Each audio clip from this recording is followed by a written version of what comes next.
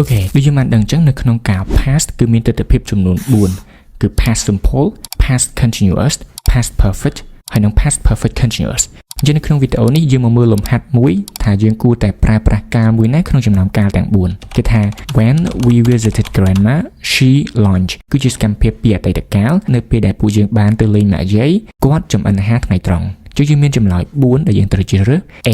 cooked បានចម្អិនគឺជា verb to គឺជាទម្រង់របស់ការ past simple B was cooking បាននឹងកំពុងចម្អិនគឺជាការ past continuous C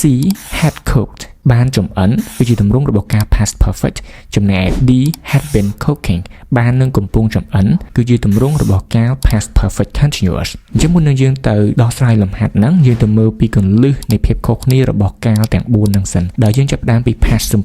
simple គឺជាការមួយដើម្បីនិយាយអំពីសកម្មភាពមួយដែលម៉ាក់យាយគាត់បានធ្វើអីមួយកាលពីអតីតកាលដោយអត់មានពាក់ព័ន្ធជាមួយនឹងសកម្មភាពដទៃទៀតទេ For example grandma cooked lunch yesterday ម៉ាក់យាយគាត់បានចម្អិនអាហារថ្ងៃត្រង់កាលពីម្សិលមិញចំណែកឯកាល past continuous គឺដើម្បីនិយាយអំពីសកម្មភាព2ដែលបានកើតឡើងនៅក្នុងពេលអតីតកាលដោយសកម្មភាព1បាននឹងកំពុងតែកើតឡើងសកម្មភាពទៀតចូលទៅរំខានជាក់ស្ដែងដូចជាស្ថានភាពរបស់យើងម៉ាក់យាយគាត់បាននឹងកំពុងតែចម្អិនអាហារពេលហ្នឹងពួកយើងបានទៅលេងគាត់អញ្ចឹងយើងនិយាយថា when we visited grandma she was cooking lunch ចំណែកឯ past perfect ដើម្បីនិយាយអំពីសកម្មភាព2ដូចគ្នាដែរដែលបានកើតឡើងនៅក្នុងពេលអតីតកាលដោយសកម្មភាពមួយមុនហ្នឹងបានសម្រេចហើយទើបសកម្មភាពមួយទៀតបានចូលទៅដល់ជាក់ស្ដែងដូចជាមុនហ្នឹងម៉ាក់យាយគាត់បានចម្អិនអាហារថ្ងៃត្រង់រួចហើយក្រោយមកទៀតយើងបានទៅលេងគាត់អញ្ចឹងគេនិយាយថា by the time we visited grandma she had cooked lunch ចំណែកឯការ past perfect continuous គឺដើម្បីនិយាយអំពីសកម្មភាព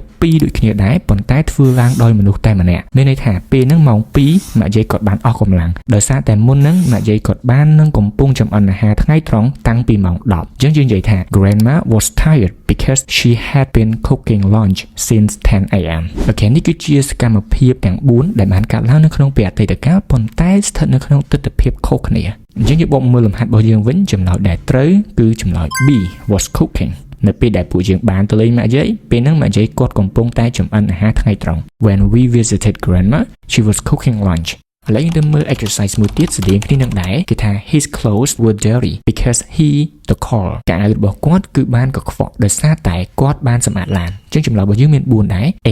washed បានសម្អាត B was washing បាននឹងកំពុងសម្អាត C had washed បានសម្អាត D had been washing បាននឹងកំពុងសម្អាតគឺយើងអាចសរសេរចម្លើយនៅក្នុង comment ហើយយើងជួបគ្នានៅក្នុងវីដេអូក្រោយអញ្ចឹងដើម្បីទៅយល់អំពីវេយ្យាករណ៍ទាំងអស់ហ្នឹងយើងចាំបាច់ត្រូវតែយល់អំពីវេយ្យាករណ៍មួយគឺ indicative ឬក៏ជាការទាំង12ហ្នឹងឯងដូច្នេះហើយបានយើងបង្កើតនៅវគ្គសិក្សាមួយយើងឲ្យឈ្មោះថា Video's English Grammar the 12 tenses ដែលនិយាយអំពីវេយ្យាករណ៍ទាំង12នៅក្នុងភាសាអង់គ្លេសវគ្គសិក្សានេះជាការបង្រៀនបែបជាលក្ខណៈវីដេអូមាននៅក្នុងក្រុម Telegram ដោយនៅក្នុងវីដេអូនីមួយៗមានការពន្យល់លម្អិតទាំងមេរៀនបូកជាមួយនឹងលំហាត់អនុវត្តហើយការពន្យល់នៅក្នុងវីដេអូនីមួយៗនៃការទាំង12គឺយើងបញ្យល់ស្របទៅតាម concept មួយគឺ simple but detail សាមញ្ញងាយស្រួលយល់ប៉ុន្តែលម្អិតគ្រប់ចំណុចក្រៅពីអំពីវីដេអូអ្នកនរគ្នានឹងទទួលបាននៅ file មេរៀនមួយដែលមានទាំងទ្រឹស្ដីនិងលំហាត់អនុវត្តអំពីការទាំង12នៅក្នុងភាសាអង់គ្លេសសរុបមានចំនួន100ទំព័រជាងដើម្បីទៅរៀនអមជាមួយនឹងវីដេអូបន្ទាប់ពីគ្នាយើងរៀនចប់មេរៀននី